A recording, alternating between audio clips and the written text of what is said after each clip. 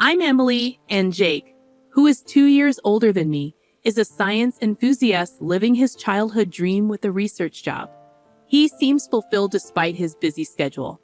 Our son Mike is 3 years old, sharing Jake's love for observation and experimentation. Currently, he's fixated on the goldfish he caught at the fall festival. Our daughter, Sarah, at 1 year old, is a delight with her chubby cheeks and love for food, bringing comfort and joy to our household. Life seems pretty good for our ordinary family, except for one recurring issue: dinner. As I was trying to calm down my crying daughter and finish dinner, the doorbell rang. Without hesitation, my mother-in-law entered our home, a familiar occurrence. Though not always on the same day, she tends to show up around this time frequently enough that Mike hardly notices. More fried food again. That's not good, so oily. You need to take better care of Jake's stomach when he comes home tired from work. It's not good for the grandkids either, she remarks, as she begins setting the table with the dishes she brought. But Mike really likes it, I defend weakly. That's because you only feed him junk, she retorts. Look, I've made a creamy vegetable stew and minestrone for you. It's important for the kids to get used to Western food from an early age. With large containers of stew and minestrone, she sets the table enough to last for days. I feel a pang of disappointment seeing the stew, mostly carrots and cabbage. Come on, stop daydreaming. I'll take the food you made home with me, she declares. We can't waste food. This routine has become all too familiar. Last time, she replaced my clam chowder with her fried chicken, then left without much acknowledgement of her grandchildren. As she leaves, my son's sad face tugs at my heartstrings. Don't worry, there's a little bit of meat left, I reassure him, but inside, I'm frustrated. This intrusion has become unbearable over the past year. Her unannounced visits during dinner prep time, her criticisms, and now taking our food home with her. I can't imagine her, living alone since my father-in-law passed away, consuming all 3 servings. She's probably throwing it away. As I cook baby food and try to distract the kids, I can't shake off this feeling of dissatisfaction. Growing up in a family that owned a restaurant, I learned to cook from my dad, and I'm confident in my culinary skills. It's frustrating to have them negated by her overly sweet cream stew. But with Mike in the picture, I've struggled to stand up to her. Jake arrives home after the kids have gone to sleep, making a face at the sight of dinner, realizing that only Mike's share of fried chicken remains. I serve Jake a large platter of the cream stew, feeling resigned to the fact that it's what my mother-in-law always brings over. What can I do? If you don't like it, you tell her. I mutter, hoping for some support. Yeah, I guess, Jake replies, poking at the stew without much enthusiasm. He's always been non-committal, especially when it comes to confronting his mother. She shows up without considering Sarah's nap time, and even takes away Mike's favorite foods right in front of him. Well, she's lonely since Dad died, Jake offers, as if it's an excuse. That was 2 years ago. How much longer do I have to put up with this? I vent, feeling exasperated. Jake is usually reliable, but he avoids confrontation when his mother is involved. Another pointless conversation passes, and I let out a deep sigh. The only silver lining is that she hasn't suggested moving in yet.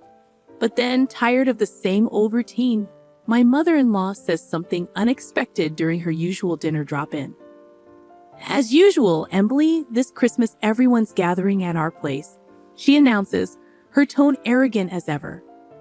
What? After your father passed away last year, we couldn't really do anything, right? I protest, feeling skeptical about her sudden change of heart. We've been relying on relatives from Dad's side since the funeral, so I'm inviting them to our home as a way of saying thank you. She explains, as if it's the most natural thing in the world. Sounds exhausting. I reply, my enthusiasm lacking. I wonder how she plans to host people, especially when we've always gathered at her brother-in-law's or her own childhood home for Christmas and family reunions. She frowns at me, treating me as if I'm beneath her. You're not just a bystander here. You'll be helping too, she declares, expecting my compliance. What? Come over on the 24th and help clean up, she orders, stunning me with her audacity. Before I can object, she suggests using a baby carrier for Sarah, as if it's a simple solution. But you're also in charge of the full-course Christmas meal. Don't you dare repackage store-bought food or cook anything that tastes bad. I don't want to be embarrassed, she warns, leaving me speechless. You can't be serious, I murmur, feeling overwhelmed by her demands. I'm thinking of inviting your dad's relatives on one day and my sister's family and our daughter on another. My mother-in-law muses, her tone suggesting a busy holiday ahead. Despite her complaints, I sense a happy aura emanating from her. Hold on, the one who's going to be busy is me, not you, she adds, reminding me of my duties as the daughter-in-law of this family's eldest son. Do your duty properly, Elle, she concludes, satisfied with her instructions, before leaving the meatloaf and heading out, leaving me stunned and my surprised son behind. She doesn't forget to pack the shrimp gratin that just needs to be baked. That night, when I tell Jake about it, he's as bewildered as I am. What? She's planning a party from Christmas Eve, inviting Dad's side of the family when he's not here. I express my frustration, finally losing my temper at Jake's predictable response. His face turns to an unmistakable uh-oh as he goes silent, realizing that this time, it's too much. All right, I'll handle the cleaning and entertaining the relatives. He resigns, his proposal giving me some direction. Really? I'm surprised by Jake's sudden cooperation, finding some relief in his willingness to help. But can you still cook the full-course Christmas meal? He asks, hoping to preserve his mother's reputation intact. Just for this year, let's keep Mom's reputation intact. Plus, everyone in the family loves your cooking, he pleads, staring at the meatloaf left by his mother. It's hard to say no after making a concession. Fine, just for this year. I agree reluctantly, preparing myself mentally for the task ahead. When I inform my mother-in-law that Jake will stay over to help with cleaning, she makes a displeased face, questioning my decision to let the man of the house do such tasks. However, she seems reasonably satisfied seeing Jake bustling around at his parents' home for my sake. And then comes Christmas lunchtime. Emily, is the corn soup ready? Jake asks. I'm preparing the croutons now, I respond, scurrying around the kitchen to get everything ready. You're so inefficient. I'll bring the food myself, my mother-in-law declares, taking over. I'm sorry if you're going to complain, but try preparing a meal for 20 people. It's really, truly exhausting, I lament, finally taking a seat at the party. Jake seems to have put our daughter down for a nap in another room. Though preparing a full-course Christmas meal for 20 people was challenging, it feels good to see everyone enjoying my cooking. However, that feeling of satisfaction doesn't last long. This quiche looks so beautiful. It's like something you'd buy. Someone comments. Thank you, I respond, brushing off the flattery. This carrot slaw is perfectly balanced with the vinegar. The orange scent really freshens up your mouth. Another compliments. That's because Christmas meals tend to be rich, so I made it a bit more acidic, I explained, trying to keep the conversation light. But something's off. Every time someone tries to compliment my Christmas cooking, my mother-in-law interrupts. Something is not right, I realize, as the source of this awkwardness is revealed by Sophia, father-in-law's sister. Emily, mother-in-law, is such a great cook, isn't she? Sophie remarks. Excuse me? I respond, confused and dumbfounded. Unperturbed, Chatterbox Sophia continues her story. Did Olivia make this entire Christmas feast? That's amazing. I haven't cooked a full-course Christmas meal in ages. I was going to leave it to my daughter-in-law, but she's absolutely terrible in the kitchen and she never comes by, even when I offer to teach her. What? I'm left puzzled as mother-in-law talks about struggles she's never faced, as if they're a given. Oh, Emily, you should really take after Olivia while she's still well.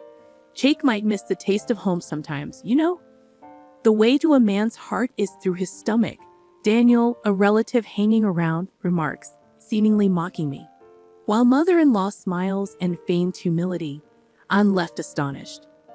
As I stand there, she mouths, go along with it. Apparently, she's been claiming all my dishes, including the Christmas feast, as her own and sharing them with the family. Now she wants me to be complicit in her lie. No way, especially after she's been criticizing my cooking all this time. I want to speak out, but I'm overwhelmed by the crowd, finding myself speechless. My savior turns out to be my son. Mama's omelet is really tasty. It looks different than usual, but your omelets are always good. His high-pitched voice echoes through the room, silencing the noisy adults. Oh, Mike, this is actually a dish your grandmother made. Sophia tries to cover for my son, probably out of kindness. But my son responds astonished. Huh? But it's tasty, so it's got to be Mom's omelet. Grandma's omelet is super sweet and gritty. It doesn't taste good, he passionately insists, gesticulating wildly, leaving the adults exchanging puzzled glances. Of course, my mother-in-law panics. Emily, don't teach the child to lie, she chides, but I can't hold back. Excuse me? Who's the one lying here? Mom, am I a liar? Mike looks up at me, his face full of insecurity. That's when I feel my blood boil. I've put up with my mother-in-law because she's Jake's mom and Mike's grandmother, but a grandmother who turns her grandson into a liar just to save face is nothing but evil. If she's going to make my child a liar, I'll become a demon if I have to. Taking a deep breath, I straighten my back. Mike is not a liar. The one lying here is you, Grandma, I declare, shocking everyone, including myself. Standing up, I point dramatically at the table. I made this entire Christmas feast, including the corn soup, everything from start to finish. Naturally, the room erupts. My flustered mother-in-law begins to panic and yell. Wait, Emily, you've been lying this whole time. Have you lost your mind? I'm not lying, I assert firmly. Sophia, you said you got the pork belly stew from Grandma, right? Sophia, now pulled into this, looks up at me surprised. Ah, yes, it was delicious. I made that too, huh? You're terrible, stealing credit for Jake's mom's cooking and trying to set her up. You're the worst daughter-in-law, I retort, feeling a surge of anger at my mother-in-law's attempt to take credit for my cooking prowess. Then can you tell me the recipe for the pork belly stew? Mother-in-law demands, caught off guard by my assertion. What can you, She hesitates, then, as if struck by inspiration, she shouts, It's a secret. It's a secret family recipe, so I can't tell you in public. You don't have to give details or measurements, just the basics. Even the relatives who were disgusted by our petty fight start to see who was in the right. Emily, that's enough, Jake's stern voice interrupts, as he appears near the door, having finished putting our daughter to sleep. My mother-in-law clings to Jake, looking like a tragic heroine. Jake, what's up with your daughter-in-law? She's calling me a liar. That's awful, mother-in-law protests, her mouth dropping open. Mom, you're the awful one here, Jake responds firmly. Emily made this entire Christmas feast all day while taking care of the kids. Trying to take credit for it is pretty low. Sophia, the only thing Mom made is that massive bowl of creamy stew over there. Have you tried it? Jake continues, pointing out the creamy stew. Sophia, caught in the middle, looks visibly shaken. Is she recalling how incredibly sweet that stew was? I wonder aloud. Yeah, it was insanely sweet, wasn't it, Mom? She thinks if it's sweet, it's tasty. She's always been cautious about salt and oil, but uses sugar with no limits, so all her dishes taste like a block of sugar. Jake explains, exposing his mother's cooking habits. So the pork belly stew was probably made by my daughter-in-law too. If you got any other dishes from Mom recently, they were likely made by Emily, Jake concludes, shocking everyone with his revelation. Really? Even that meatloaf? That was me. And the mapo tofu and shrimp gratin. That was me, I add, feeling a sense of validation as the truth comes out. Mother-in-law, exposed for all her lies, panics. It seems like she's given up on lying and is now trying to appeal to Jake's emotions. Why? Why are you siding with your daughter-in-law? I'm your mom, she pleads, desperate for support. I didn't want to have to say this either, Mom, but I thought you were just lonely because Dad isn't here, so I've been having Emily put up with you. But this isn't anything but harassment towards her. There's no reason to protect you anymore. Don't see Emily or the kids ever again. Jake firmly dismisses his begging mother as he starts to clean up the Christmas feast. Then he apologizes to the relatives. "I'm sorry for the disturbance this Christmas, Emily, Mike. Let's go," Jake says, taking Mike's hand and standing up. Mike glances at mother-in-law. "Grandma, where's your I'm sorry?" he questions. "When you lie, you say I'm sorry, then you get forgiven, right? Isn't that right, Mom?" he asks. Mother-in-law clenches her lips tightly, clearly having no intention of apologizing. Seeing this, Jake sighs as if he's had enough. Grandma can't even say I'm sorry. And she's supposed to be an adult. How sad. "Let's go home and have Mom's delicious Christmas feast, okay?" he says, leading the way. We leave behind a growling mother-in-law and confused relatives, carrying our sleeping daughter and the Christmas feast as we head to my parents' place. Everyone is delighted and eats with joy. This is what I had been striving for, so my heart is full. Of course, Jake apologizes profusely and promises never to let us meet mother-in-law again. Apparently, the atmosphere at my house remains awkward as his relatives disperse, leaving only a soulless mother-in-law and some bland food. The next day, mother-in-law's sister and her husband, as well as Jake's sister, visit as promised.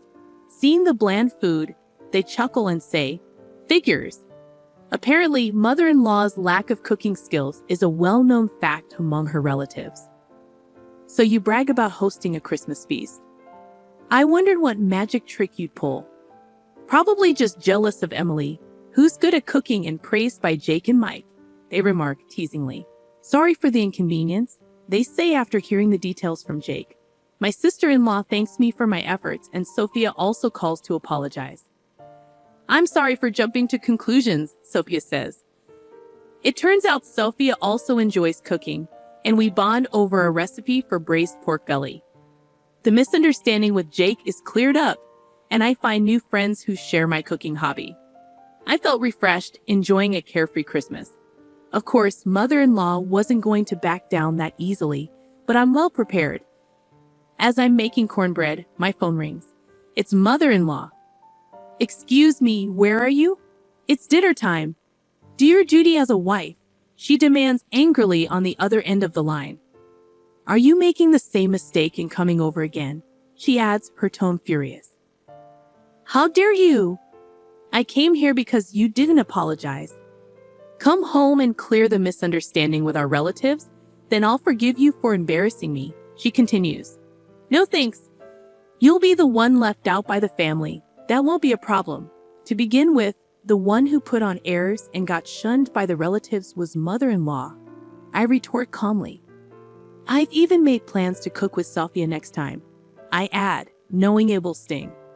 "What?" Mother-in-law is stunned, probably never imagining that I'd become close to father-in-law's side of the family. "So what now? Still got any moves left?" I ask, delivering another blow. "Also, I'm not returning to that house," I declare firmly. "What?" "Yes, the kids and I have been staying at my parents' house since Christmas. We're planning to find a new place to live now that the holidays are over. Initially, living near Mike's family was mother-in-law's strong insistence, but Jake's workplace is actually closer to my parents' house," I explain. "Didn't Jake tell you to stay away from daughter-in-law?" But since mother-in-law can't listen better than a child, we decided to physically distance ourselves. Right now, Jake is the only one living there, and he'll leave once he's ready, I reveal, adding insult to injury. "What? Where are you?" Mother-in-law's voice grows frantic. "Who knows? You think you can get away with not cherishing Jake's mom?" "Yes, because Jake and sister-in-law have forgiven me. It's okay." "Well, wait. What? Thank you for everything so far, mother-in-law. I'm so happy I'll never have to see you again. Goodbye," I say, ending the call with a laugh and blocking her number to ensure I never have to hear her voice again. 2 years later, my family happily waits for my cooking in the living room, playing around as I fry the burgers in the kitchen.